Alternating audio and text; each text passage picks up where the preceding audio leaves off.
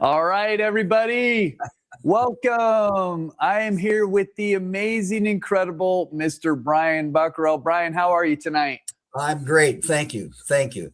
Before we go any further, I just want to say thank you to you, to Renee, to Peter, to all the help that I've had along the way, the opportunity, the invitation. This, like everything I've done with you guys, has been just a joy. So thanks very much. Oh, man.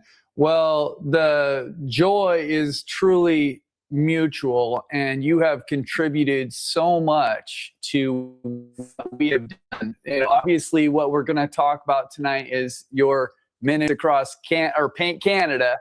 And but also, you've done so much with us with Acrylic University and doing such a great job with critiquing people's work, and we appreciate you so much. Yeah, well, that's a lot of fun for me. I really enjoy that. That's awesome. Okay, well, I'm gonna shout out a few people here, guys. Welcome. I saw so many people coming in, and I just want to go back a little bit. I see some people shouting out from Canada. All right, because Brian's Paint Canada is a great way to celebrate the great country of Canada, and I see a lot of people from all over. Look at this, guys. So welcome. It's really, Airdrie, I know that. See, sometimes you got to know where a place is. You probably know where Airdrie is, don't you? Yeah, I do. I do know where Airdrie is. Yeah. It's good where it is. RV park there. Oh, is it really? So, and from all over, a lot of American friends too. Could you do me a favor? Could you explain, okay, what are we doing tonight? What are we going to, and what is the challenge that you did?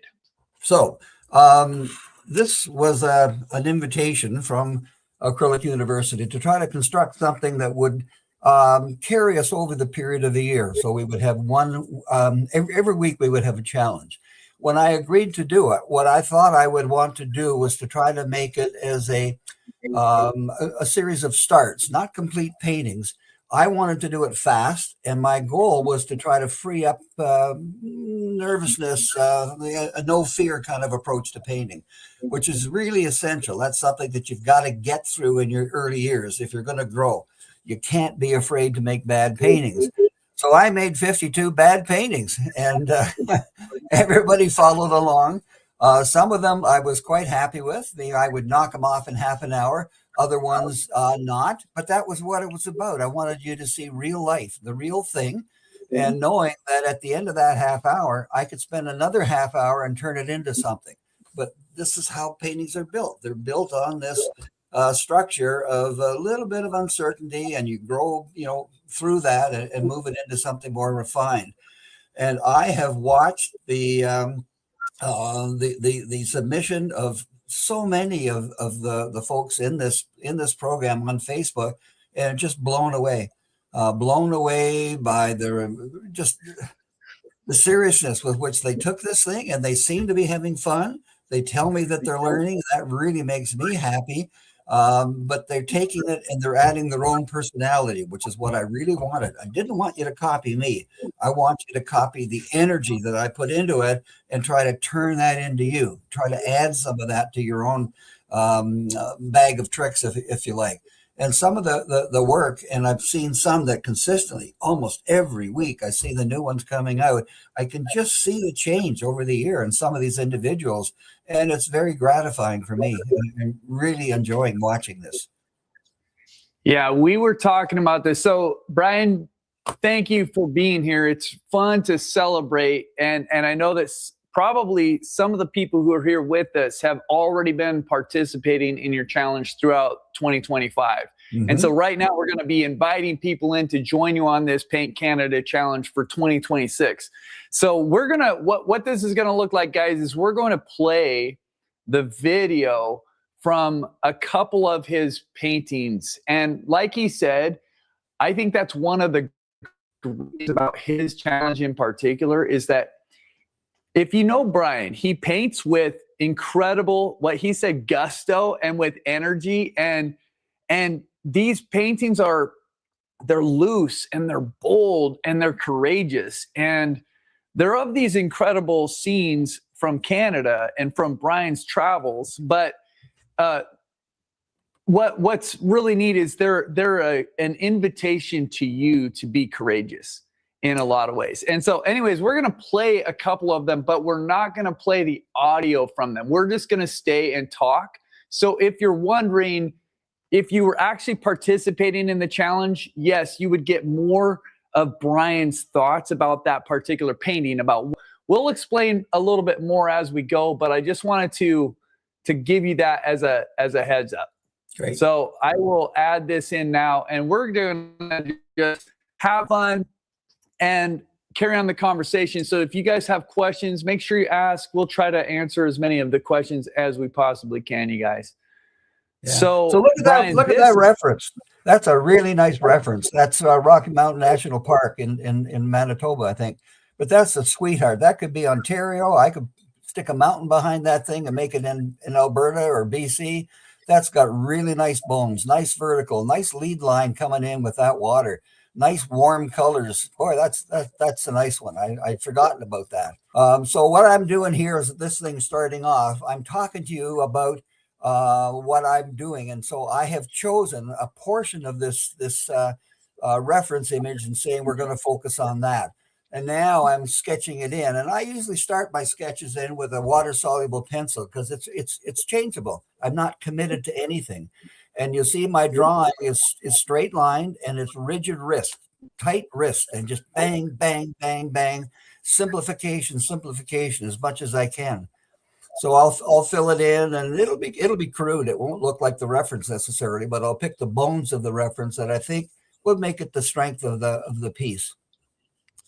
And this has been. I started to break free of being rigid about at the 7 or 8 year point when I switched from oils into acrylic, and being free and just letting go was the hardest thing for me to do. And once I overcame my fear and could let go, then I enjoyed it more, and I had much more commercial success with it. And that's what I'm hoping that people are getting out of this program. Is just break free, just have fun with it. Fun with control, of course. So I just still sketching this in water soluble pencil. I think that's real time. So what was that? A few minutes, 5 minutes at the most of my 30 minutes. So I got time to spare. So now I take a acrylic marker. So this is just acrylic paint in a marker format, and I commit to it. The first water soluble stuff is just the rough plan. And now I'm saying, okay, that's good enough. Let's get this done. And I'm going to make my shapes now with something more permanent with it. This is how I create almost all my paintings. Even in oil, I do the same thing. So just filling it in.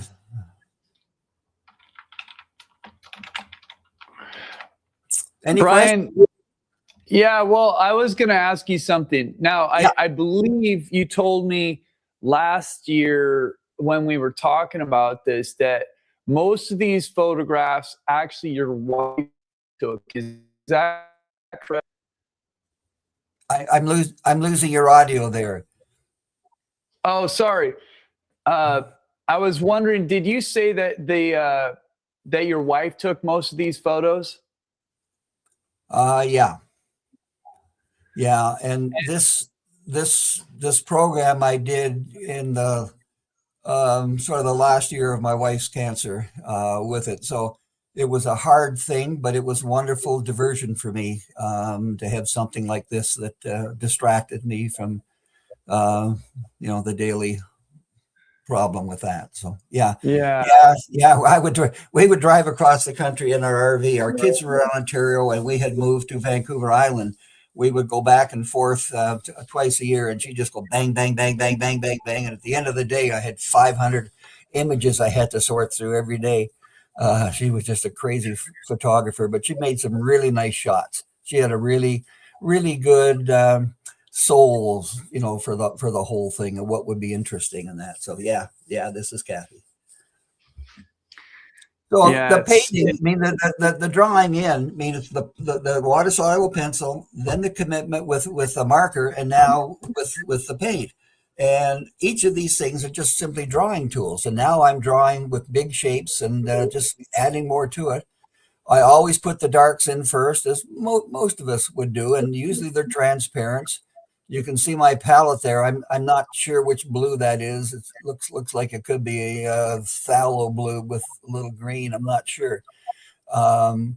And I just bang them in bold. That's a an inch and a quarter brush. It's a Legato from Opus in British Columbia. A medium stiffness, very very rigid. A very straight edged flat brush. I really like them. They're really nice. But it's just banging in, right? It just shape, not a tree, just a blue shape. If you think it's a tree when we're done, hey, I'm happy. But it doesn't have to be.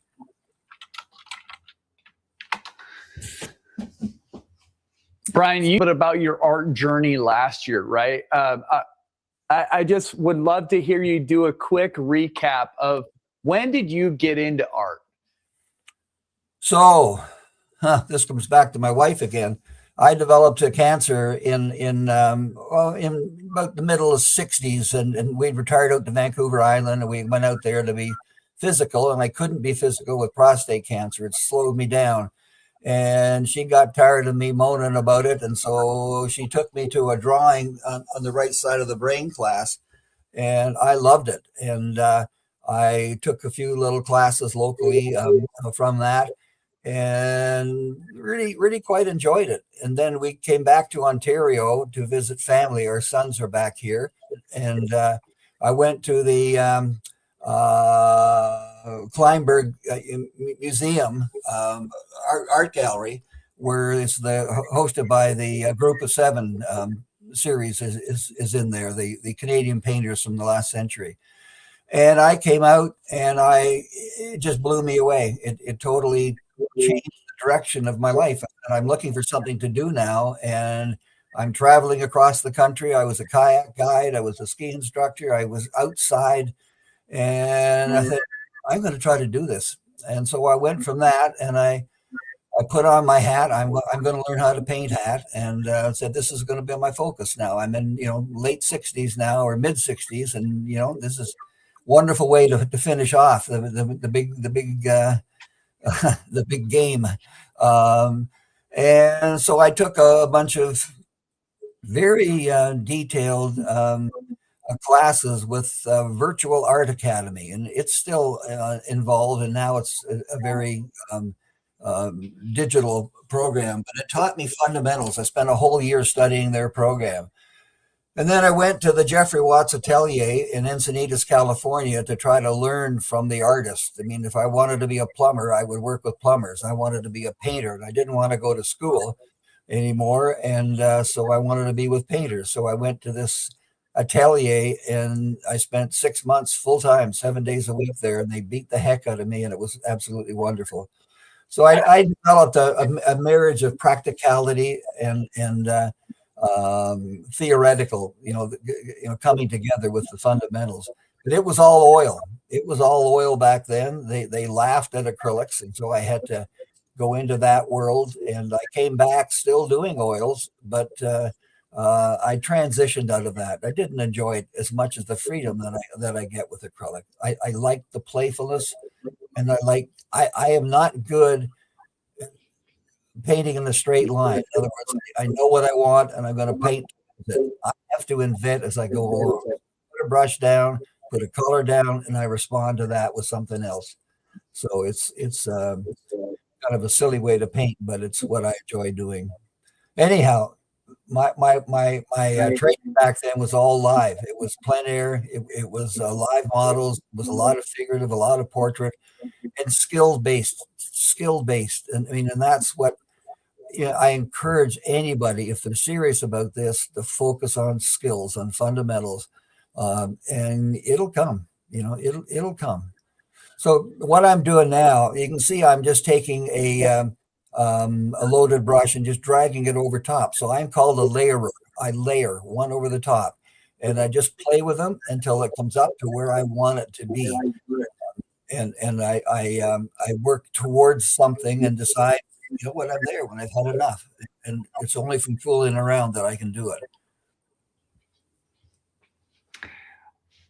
So, what got you from being kind of in those detail-oriented kind of classes, and how did it come that you paint like this now? What was that transition like? It takes time, and I'm now trying to change it again. I'm not using that brush anymore. I'm using different brushes. I'm taking classes with Eric Jameson and Jacobson and others, and just trying to. I mean, I'm not a kid anymore, and so I just want to take advantage of the time that I've got left and the energy I've got left, and just invent and play and see where this whole thing can take me. But the main thing, because my background is science and I'm fairly technical, but the main comes back to my wife again. I would paint in my studio in the basement and bring them up to my living room, and I would sit there and look at them and have a cup of coffee or a glass of wine or something, and just criticize them. And she participated in that criticism often. I couldn't stop her. She was always on my case. And one day I brought a couple up.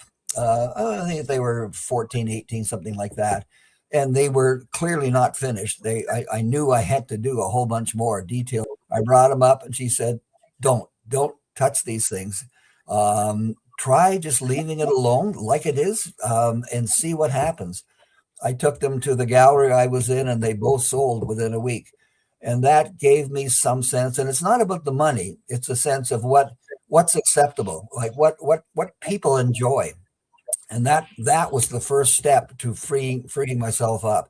And I just kept pushing it ever since then with it. So every painting's an experiment. Every painting's a game.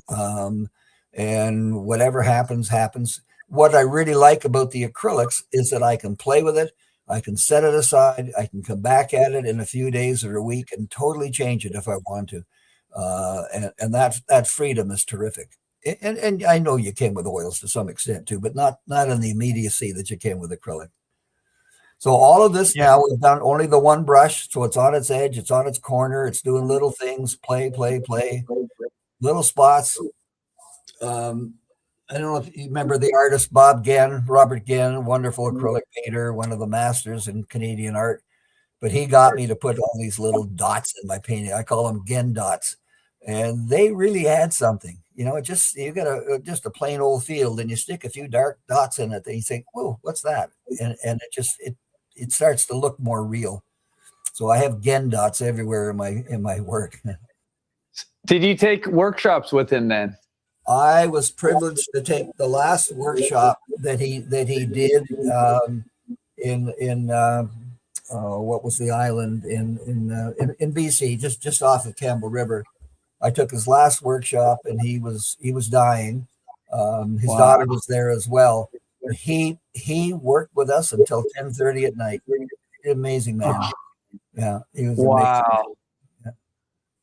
That's amazing. It was a great privilege to have spent time with him. Yeah.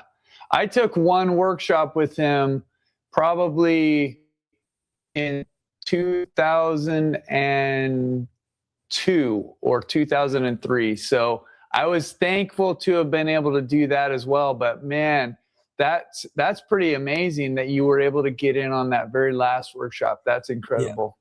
I had 3 workshops with him in total. And if anybody in the audience does not know who Robert Genn, and it's often called Genn, some people, but Genn, should look him up. If you're an acrylic painter, Genn's work, it's something worth spending a little time on. He's a great guy. He was one of the first. He was one of the first workshops that I took, and I had done a bunch of paintings. We were all supposed to bring paintings to the workshop, and he would critique them. So I brought a couple of paintings to the workshop, and there was some really people that have gone on to be substantive artists in British Columbia at this workshop, and I was just, wow, I'm just this dumb old guy, and it was fun to be with them. But he looked at my work and said, You're crazy. You're working way too hard. There's way too much information, way too much detail. Like, just chill out. It was really fun to hear him talk like that. Yeah, he was a great guy. Yeah, he certainly was, and very, very fun to, like you said, fun to listen to, fun Yeah. to read. He Yeah. wrote so prolifically, and his daughter also, like you said, I've never met Sarah, but No, I've she's seen. lovely. Yeah, and she seems like just an amazing, amazing woman. Yeah. I just reread. I mean, I'm looking for a new me. And one of the ways I'm looking for a new me is to go back and look at some of the stuff that I started with. And so I've reread his books just recently. And his story is a wonderful story. And how he ever managed to do everything he did. It just boggles my mind with it. So interesting. So now Okay, we're I've breaking got a the question rules. here. Yeah. I've got a question. What made you decide on the green background? On the green background, it's not a decision. It's just a green background. In other words, I fool around. I don't care. I do not like to paint on white, and sometimes I'll paint on a background that I'll let show through, and an underpainting that'll pop through. I mean, you see a lot of what Jeff what a lot of different artists will do with it. With Robert Gann, he would paint on different backgrounds. I put it there, and sometimes I'll let it pop through, but I don't have to let it pop through. But if it's not there, I can't let it pop through. So it's one of those things. And I could do the next one on black. I could do it on red. I could do it on different kinds of things, and be really happy with that. I like color with it. That's not much of an answer, sorry, but it's not done with as much logic as it is with playfulness and invention. And I paint a lot in series, so I might do this.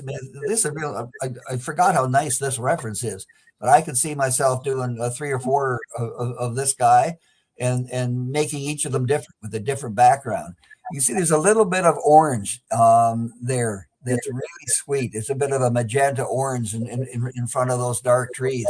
That could be a really nice underpainting, letting that pop through.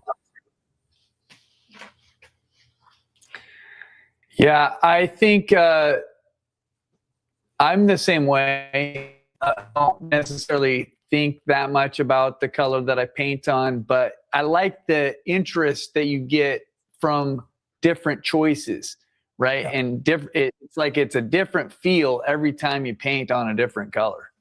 And that to me is important, Jed. I mean, you often paint on black, and I've seen a lot of yours where the red will pop through and so on. I couldn't paint if it was mechanical and the same old thing. If it's not an adventure, if it's not an experiment, I have no interest in it. Yeah, absolutely. Me too. I mean, that's what growth is about too. Okay, let's see. I think I might see a couple questions here. Well, I see somebody, Dana says, I got Robert Gann's email letters for years, and then Sarah continued them. Yeah, and then there's a book where he's published a lot of those, and they're wonderful. He was really great on the head game, which I focus on a lot of my classes, because that was huge for me and huge for a lot of people. This is hard. I mean, I've had a pretty successful career. I've done a lot of interesting things, but nothing has been as difficult as learning how to paint. It's a challenge, and the head game is really important. And Gann was wonderful at that. You see, this is all straight edge stuff, and this is how I will often bang it in. So even today, when I'm trying to do different things, I would start like this, and then I would move to other brushes. But there's no time in this 30-minute to do that. So it's just these big straight edge brushes, and just just fooling around, just trying.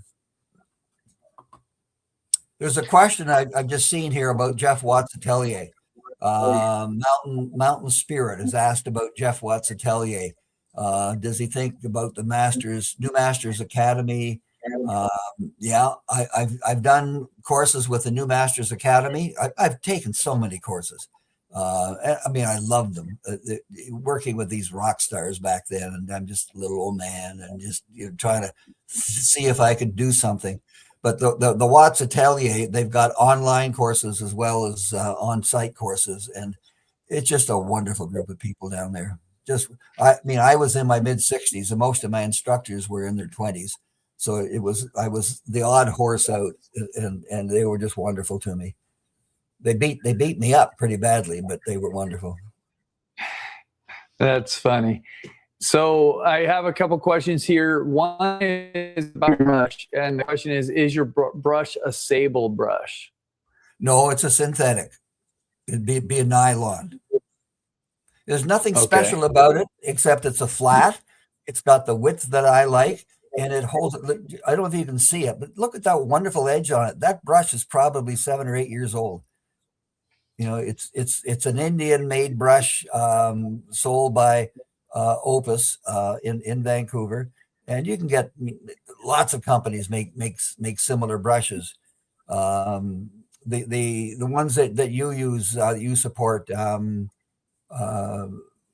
Who's that? I like the Aspen, Princeton Aspen. Yeah, so the Princeton. I really like the Princeton brushes as well. They each talk a different language, and it's important to learn how those things do.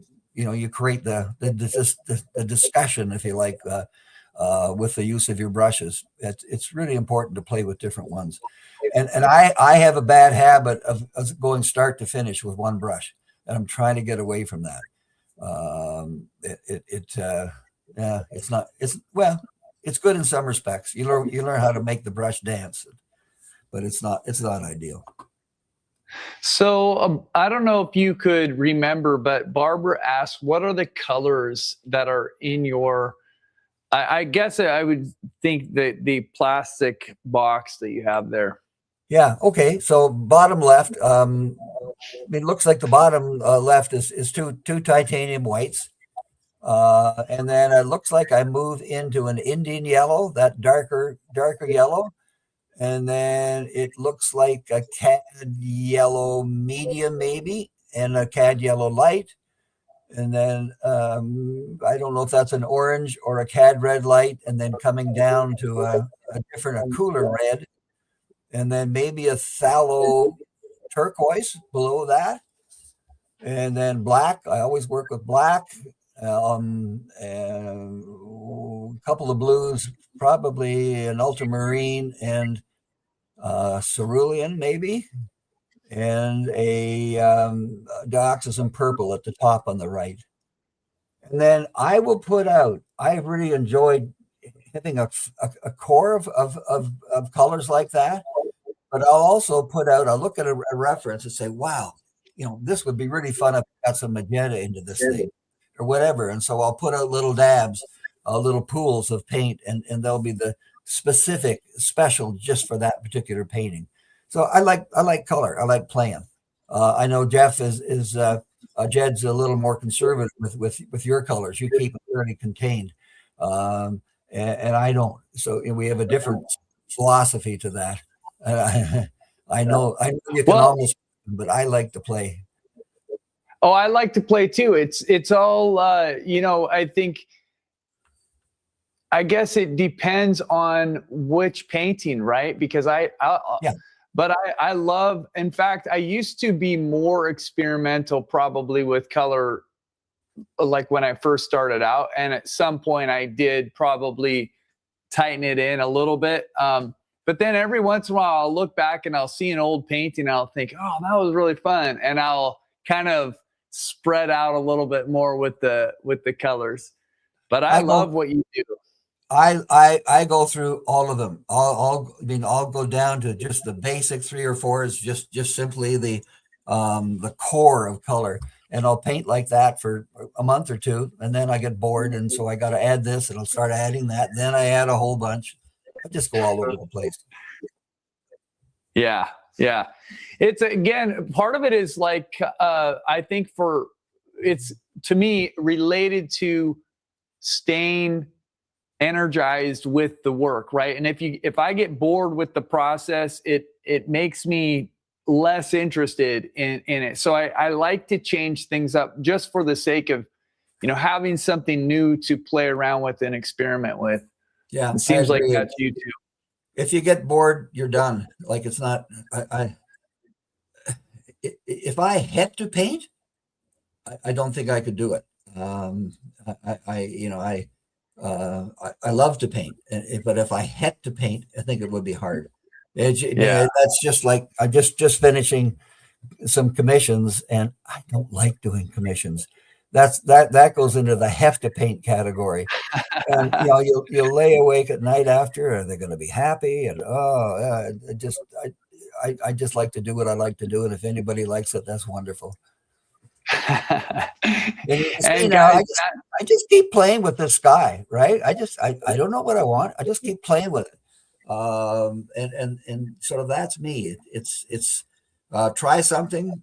Bob Genn used to say, commit and correct. Commit to something, give it a try, and then change it, correct it. And I really am a big believer in that. Yeah.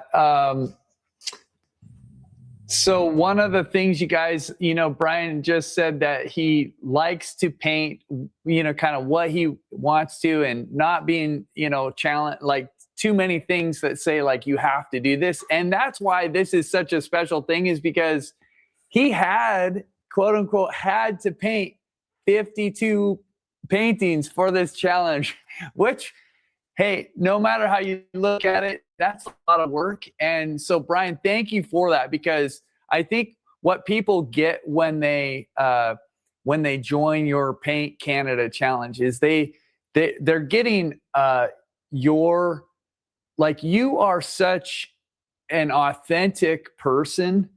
And I love how you point people in a direction. You open the kind of the doors up to say, hey, you don't have to be stuck with a little brush. You can be bold, and you're not afraid to try something. Or like you just said, like, I'm just working on the sky. This is the third time you've changed the sky, or, and people need to see that art is not always just a linear, from point A to point B. Like, there's a journey involved in these paintings. And I love how you allow people into that process with you in this challenge. See how we've got mountains in the background now? They weren't there before. So this is gone from, this is out in Alberta now. It's all it takes, you do a little thing like that. And so I moved into that mauve purpley just above the yellow. So now I've got complementaries bouncing there a little bit with the sky and the yellow trees. So as much as possible, I try to find complements where I can and play them together. That's always fun. Yeah, it's beautiful. I mean, it really does work together super well. And it looks like you're getting really close, you guys. This is the first of 2 paintings that we're going to see come together here. So we're just in the last minute probably of this painting, but it's beautiful. It's what I call my silly paintings. They're just silly, but they're fun. And I get more commercial interest in these little silly things than I do in my big stuff. It's quite fun. And that's satisfying as well. One of the things I was worried about coming on here tonight is that you were going to ask me to do this again, and I am not doing this again. I am not doing this again.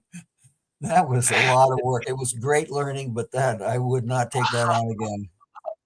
Oh, I see what you mean. Yeah. So, Brian, what would you think about doing another 50? No, I'm just joking. Yeah. I think Peter would probably say no too. I had to be on Peter's case a lot. You're saying I do not want to get in the same room with Jed again, because he might try to ask me. Yeah. So this That's is an so interesting reference. So this is Vancouver Island. This is Chesterman Beach, wonderful beach and wonderful rocks off of the shoreline. I've painted this thing many times, big ones, small ones, and played with colors, all sorts of different invention in colors onto these shapes. And I really have had fun with that. You know, you find some references that just speak to you, and it speaks to you in a way that you know, you can do a whole bunch of different things with it, and that's fun. You can see me putting out. I see something here, and so I'm adding.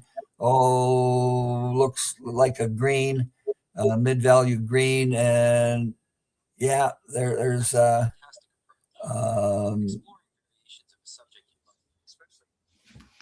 looks kind of like a light blue or something yeah, there. yeah. I forget what color that is, and a mauve. They're usually fairly warm, playful colors. I'll be surprised if I don't put out magenta. No, I guess I didn't. But there's my tool. So now I've got a Princeton brush there as well, as you can see there. So here's a question. Somebody asked, how long do your paints stay wet in the plastic box? The plastic box, I mean, I started doing that 7 or 8 years ago, I guess. And it's now just about everybody works with it. You know, just about everybody that I see in acrylics is working with some form of containment like that, and it works really well.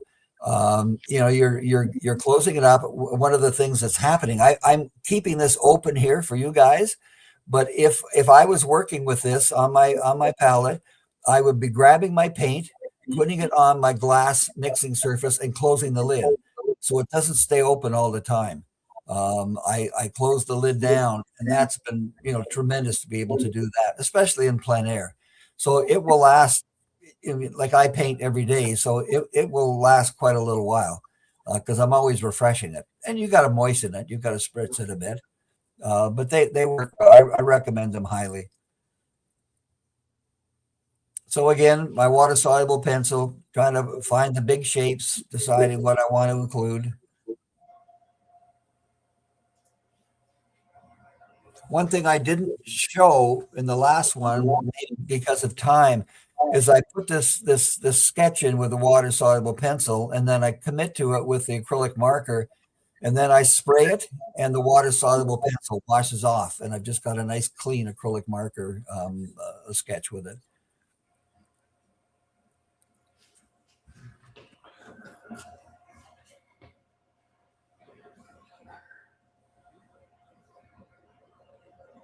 I love just the way that you can inspire people. I see fun comments here like this. Love your silly fun, Brian. Because I think that a lot of times we get, I don't know if you've experienced this, but I think a lot of times we get a little bit too serious about our artwork. Yeah.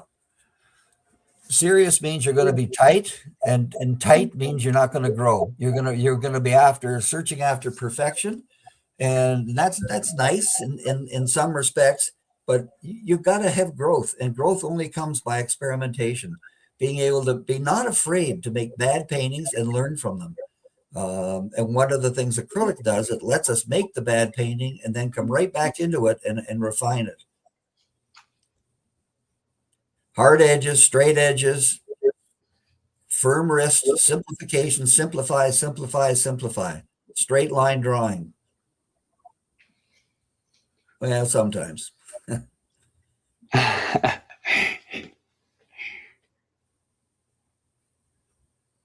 I like how you do the watercolor, or I can't remember if you call it. Is it a watercolor pencil?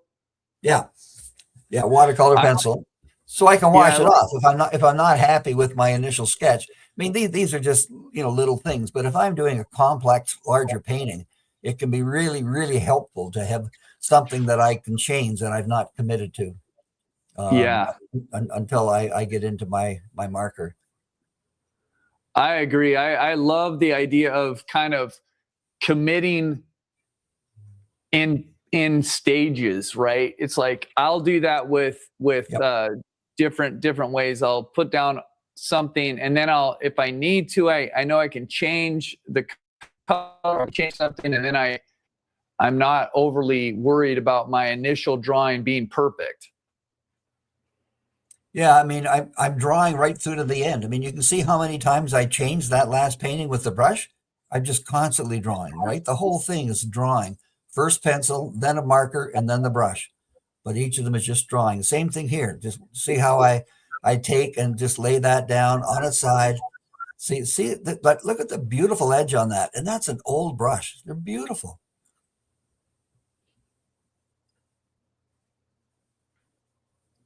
Just fill in the shape. So it's all about shapes to start with. Fill it in with the average best guess at value and color. Move around and do all the darks first. And I talk about that during the painting. I'm always, you can't shut me up once I get going. That's good. It's always good to get inside of an artist's mind. I'm kind of like somebody else I know. can't shut them up. That's right. Okay, I see a question from Suzanne. She says, because acrylic paints dry quickly, when using multiple brushes, do you keep the brushes you are not currently using in water? Yeah, pretty much. But they in the studio, they're not going to dry that fast, right? And outside, I'll often add golden, the slow dry golden, golden open. I'll add 10 or 20% of that, and that helps outside. Inside, I have no problem with it, because I mean, if the brush is going to have moisture in it or paint on it, and if I see it laying around too long, sure, I'll stick it in water. But I'm using a rubber shaper here. Some people call it a color shaper, and just removing. So both additive and subtractive approaches here. Just shapes, just playing with little fun shapes, and trying to, look at that slight value difference that you can see on the purple rocks in the reference.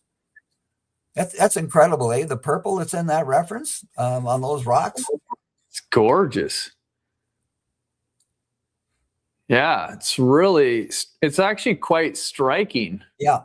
It just, you get the right time of day and the shadows. Like, it's really neat. That's a wonderful beach to go to paint if you get a chance. Have you been up to Chesterman? You must have. I probably have been really close to it and driven past it. Where is it?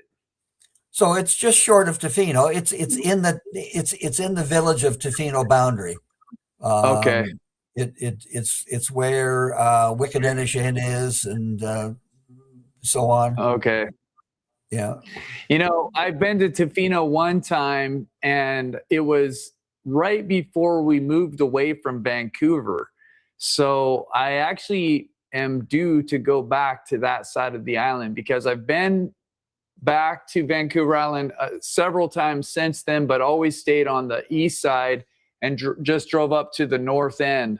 Yeah. So I need to get back over to the west side. Yeah.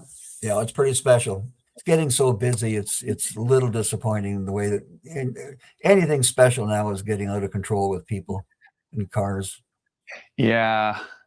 What's funny is somebody told me they were saying that that's the same thing in Washington all over, but they said it actually happened in 2020. Because of all the COVID shutdowns, people stopped going to just like far away tourist destinations, and they started looking all around at local kind of like, what can I go visit? Which is, I never had thought about that, but it made a lot of sense to me. So you can see the difference now. So this is I think it's a kind of a teal, and it's opaque. You can see the difference. You can see the transparency in that almost water thinned dioxazine purple that I started with, and now I'm moving on to this other, and again, just layering over, play with it. I really like to leave brushstrokes. I do not want smooth perfection. I'm not a blender. one of the things I have trouble with people in my workshops is there's always a pathological blender or two, and try to knock that out of them, because you need blending, but you can't do it all the time everywhere. You need to have a variety. And with acrylic, layering is almost the easiest way to go. So you don't see me blending at all. It's just one over the other. And if I do it well, it has the effect of blending without the actual blending. So now I'm one thing you, yeah. Oh, well, you were saying earlier that you had you named the little marks in your paintings as Gen marks or something like Dots, that. Gen dots. Yeah. Yeah. So what was it? What did he say to you, and how did that, how did that change what you were doing before? No, it's just as you progress along in your learning, you start adding little things that you didn't notice in other people's paintings, or you didn't think about yourself. And that was one of them that I would paint them. I would paint these big fields or whatever, even water, painting Moraine Lake or something like that, and putting little dots on the surface of it. Or on the surface of a pasture or side of a mountain, and it just says, "Hey, there's something going on there." And that when I started doing it, it was a real aha. I like that. It's abstracted, but it adds a different dimension to it. And I mean, he didn't encourage me. I just saw what he was doing and started copying it. And I credit him because I call him Gen dots. He's the first guy that I do that. You look at his paintings and you'll see dots everywhere, little shapes. Yeah. Oh yeah, totally. And I've noticed that before. Do you remember him saying? I remember a couple things he said. One was he used grays to provide a quiet resting place for the eyes. Yep. And then he talked about something he called color surprise. Yep.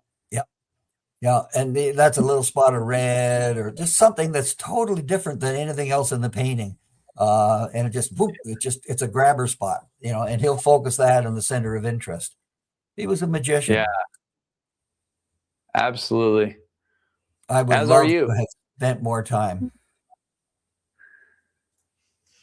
So these are just strokes, just building up. I'll end up going over top of each of these, no doubt.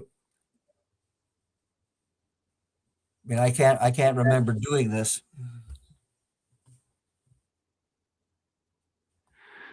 Well, you said you layer a lot, and so, but at the same time, you don't do a lot of blending.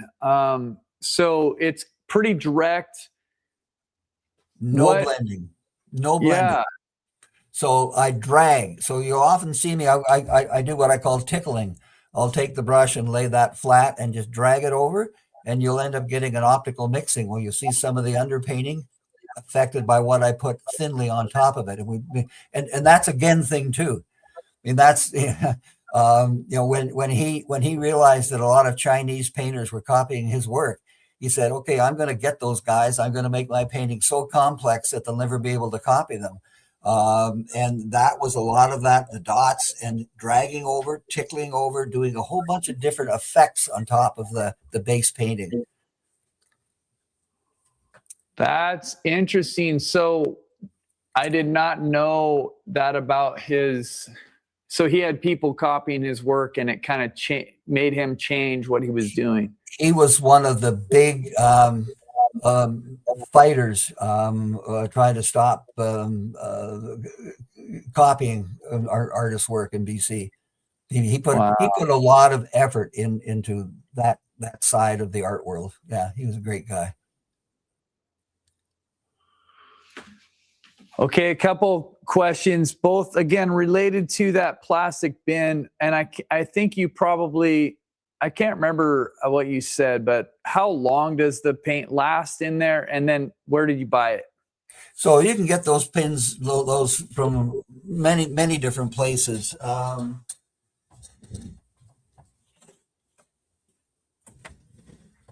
So I got two behind me that I'm working with, and this one I think I got on Amazon. You just go to plastic bead boxes or whatever, or fishing tackle boxes. This is a fishing tackle box, and it's big and ugly.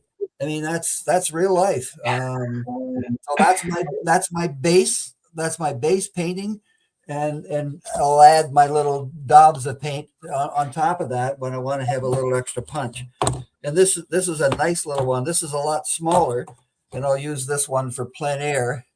And I gotta get the camera right. I can take these right, and this one's almost empty, so I'll just let it dry, and then I'll put it in a bucket of water, and the paint will just pop out. And I just keep using it if I want to refresh them. So Home Depot actually sells some nice ones, they're for screws and that kind of thing. They're sort of all over the place now. They're very, very common, and it don't have to be anything special.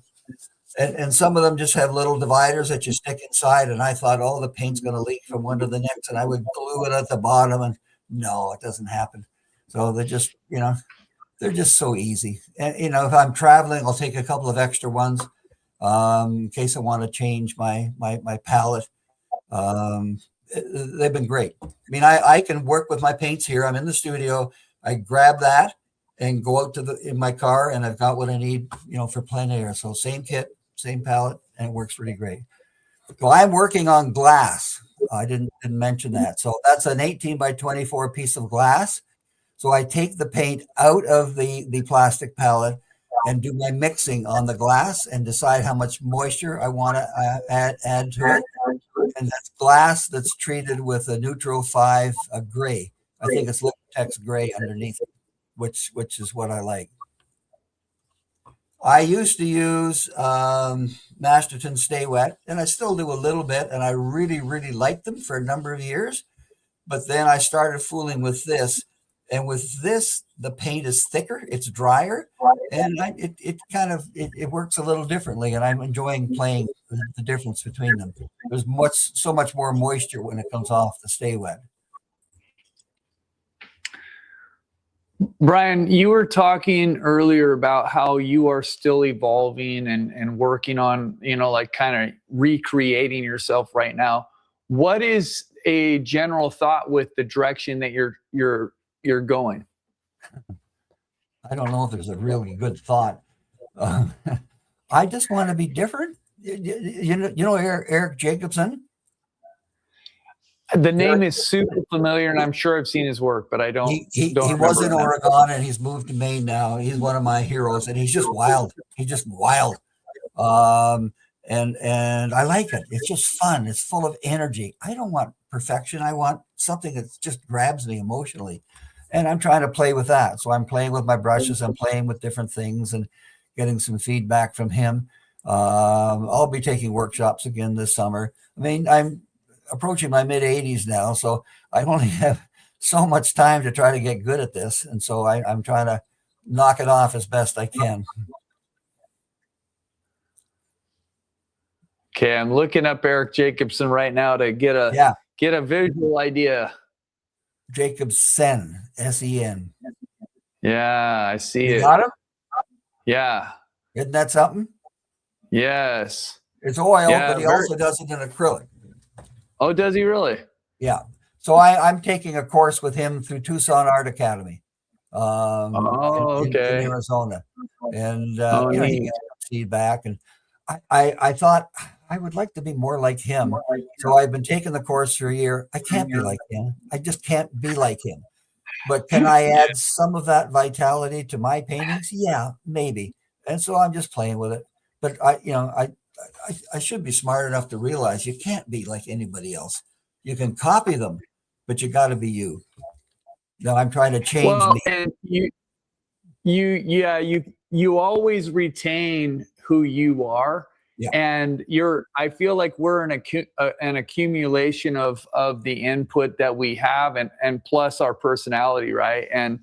But it's interesting. I'm looking at a still life of his, and are you familiar with the artist?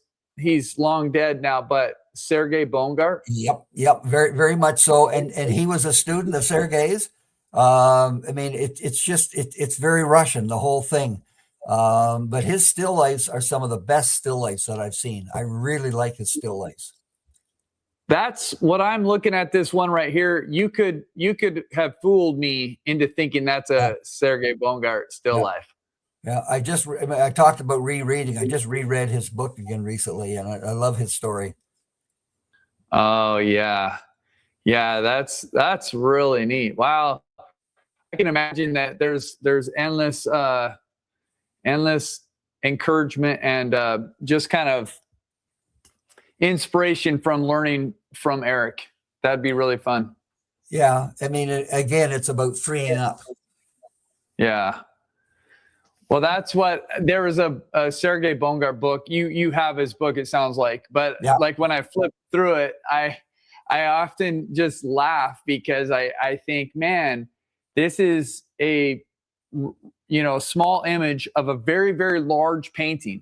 The painting is huge, right? It's probably 3 feet by 4 feet, and it's down in this image here, and it still looks very loose in this small condensed version. And then I just think, I can't imagine how big these brushstrokes are in real life. So when I started, right, early on, I would look at that and say, that's garbage. That's terrible. There's no control here. Like who is this guy? Why would people follow him? Now I love it. I love that. That's who I want to be. And it's amazing how your preferences and your eye changes over time. But the invention, that's the game. Yeah. I think the thing that's neat, like Carrie says, you have your own style, Brian, you're doing great, which of course, like, I think the thing that I love, Brian, about who you are is that you aren't staying where you are.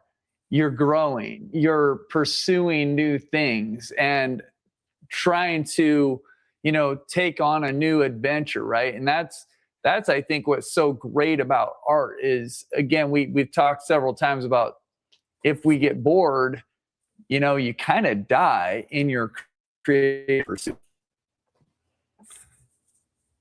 Yeah. I mean, I'm one of the lucky ones in that I got into this thing where I'm financially secure.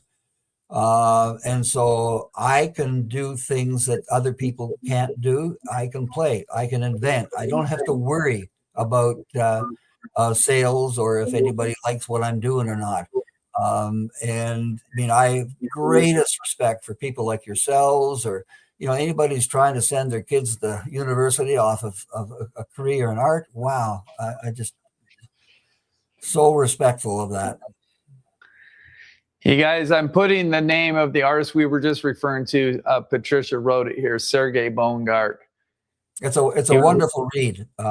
Really great. He came out of Russia and came over, and his story, escaping out of Russia and into Europe, and that it's just great. You remember the painting of the two nuns?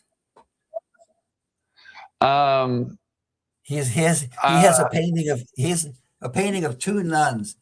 I thought, what is this? This is so, there's nothing there, but it's wonderful. The simplicity to be able to be that simple and get it across. It's wonderful.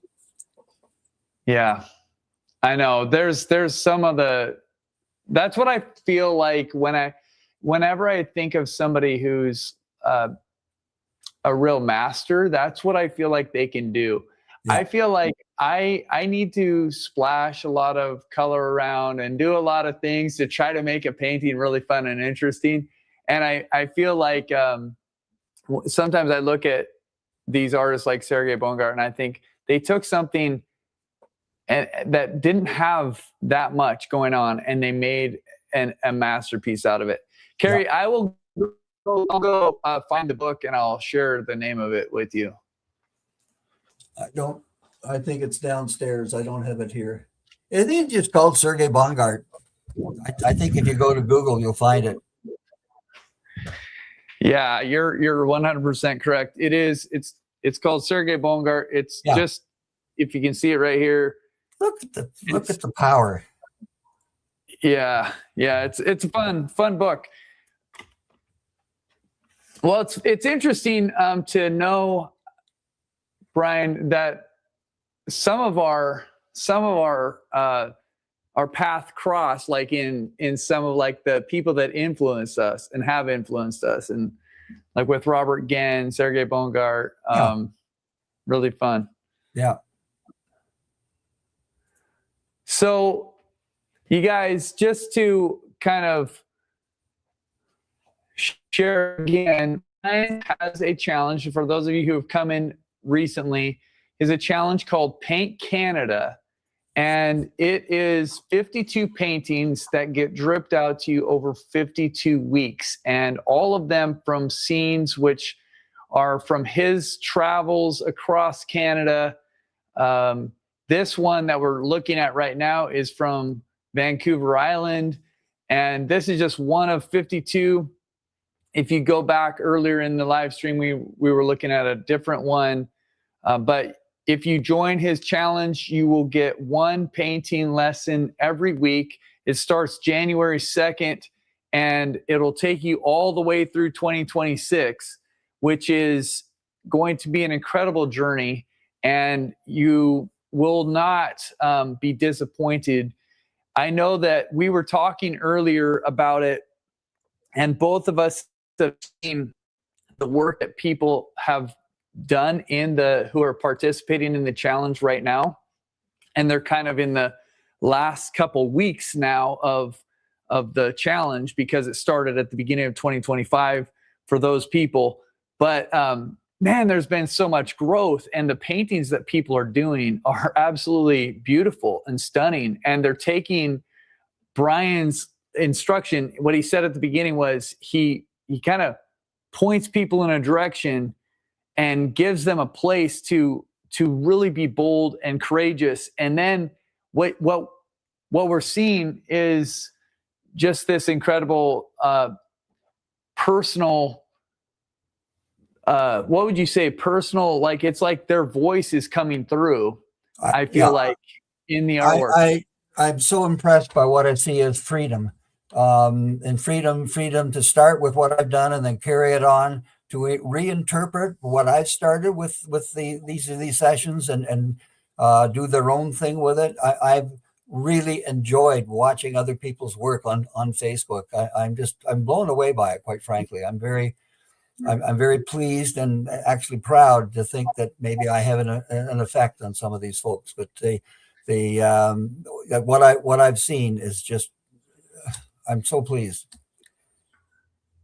Yeah, I think it's one of the most, one of the best challenges that we have to give people two things: the freedom to just be bold and courageous and not worry about being perfectionistic, and then also because you don't carry them on to a really defined, like, small place. It allows people to say, okay, here I am. What do I want to do with this? And I feel like probably out of all of them, it gives people the best chance to really discover who they are as they're, they can decide, do I want to be done now? What do I want to do with this painting? And I want to make a quick comment. I want to make a quick comment. Can you see those angular brush strokes, those squares that are there, folks? So if I was carrying on with this painting, I would break them up, right? I would come in with a smaller brush and I would break them up. That's my next step with them. But often, if it's a small piece like that, I'll just leave those there. It's very abstracted, just a bang-in shape. And I like to see the brush strokes there. So, Brian, after, I know you do something with these paintings. Oh man, isn't that gorgeous, you guys? I gotta go back. I want to stop that right there. Let's take a quick look when it Actually, that looks better than the final piece. Oh, I think this looks gorgeous to me. I love this. Anyhow, yeah, I do a lot of 12 by 12s, and I find, and I encourage people, my students, to think of these things too, and to think of them as half-hour, 45-minute paintings, quickly, with a big brush. Loosen up, have fun. And with the basic principles of how do things come forward, how do things go back, how do you can use perspective to enhance it and drive the viewer into it. All of those things have got to be there, but you can still be loose and playful.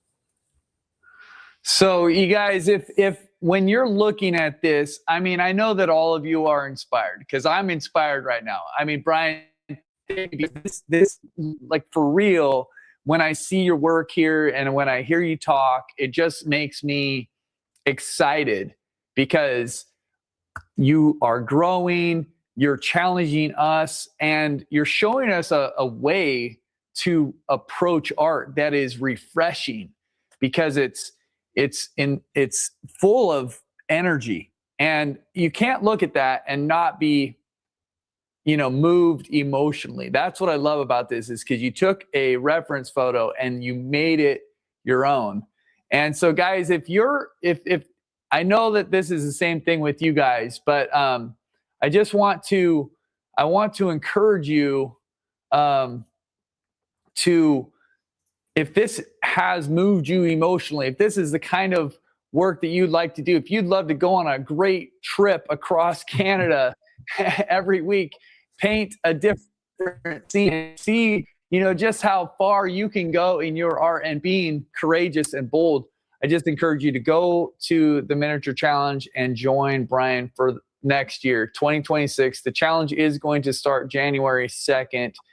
And I know that you're going to have a great time with it. But Brian, do you have any final thoughts? Yeah, just a quick one. I see there's a Janet Tonello that's joined us.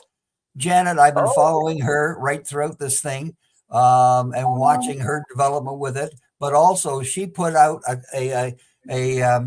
all of the paintings together in a Facebook post. It's really interesting to see. And if you're curious about this, go to Janet Tonello, Tonello, Facebook page, and look at what she's done. Like, it's really impressive.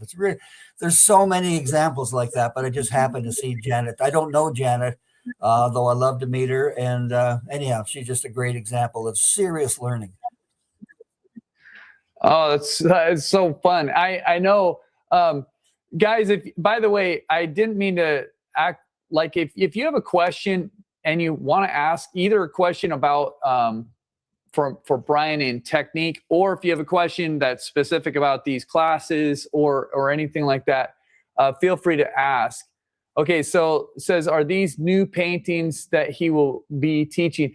Oh, well, if you participated in his challenge last year, no, it's the same. It's the same Paint Canada, same country.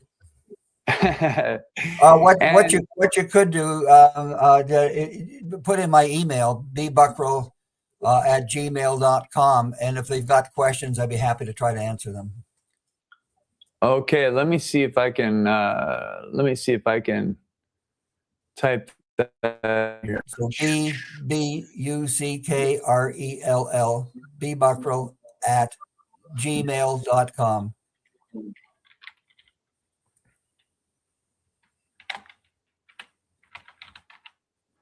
Okay, looks like I did it. Okay, yeah, if you got questions. Yeah, you got it. I got it. Yay. Yeah, so if you got questions after and we don't get to it and you want to ask Brian, you can definitely go there. I want to make sure. I love, Janet says, thanks so much, Brian. I really had a blast with your teaching. Woohoo. Fun. Okay, and Brian, do you want to just share, you're taking classes from? So I'll figure out this year what I want to do. I'm going to do a couple of plein air. I'll probably go out east and do the Parsboro plein air, and often I will attach that to a workshop. I'd love to take one of Eric Jacobson's workshop live down in Maine. We'll see what the year has. But I really I'm quite happy to take online stuff too. Zoom has been great, both for me teaching and for taking stuff. But just, I mean, it's all about the challenge of stimulation. So, yeah. Yeah, so fun. Suzer says, so fun. Thank you for sharing your gifts and wisdom, Brian. And Patricia says, it is gorgeous. I agree. I like the idea of doing a series of 12 by 12s as well. Carrie says, I can feel the water splashing on the cliffs, which is super fun. Yeah, you guys. So thank you so much for joining us, you guys. It's been super fun to be here together. Brian, again, thank you for sharing your gifts with us. I know I don't want to underestimate, how much it takes to do a big project like this, guys. So again, a huge thank you to you to do it, because honestly, that we've asked people to do things like this, and it's a big commitment, and some people just aren't up for it, and you were up for it. And so anyways, I want to say thanks for doing it. And it's a legacy that so many people are going to be able to learn from you, and to be able to grow, and to be able to just enjoy their own art for years and years to come, as they've, kind of discovered more of who they are through your teaching. Great challenge, but a great experience. I really appreciate you folks getting me involved with it. So you guys, this is a great chance to participate. Make sure you sign up today for Brian's challenge. It will start in January, and you're going to have a full year of amazing, incredible weekly lessons with a master artist. You're going to journey through Canada. So you guys, thanks for joining us. Thanks everybody for coming out. Yep. Thanks everybody. Thanks, John. We'll see you guys.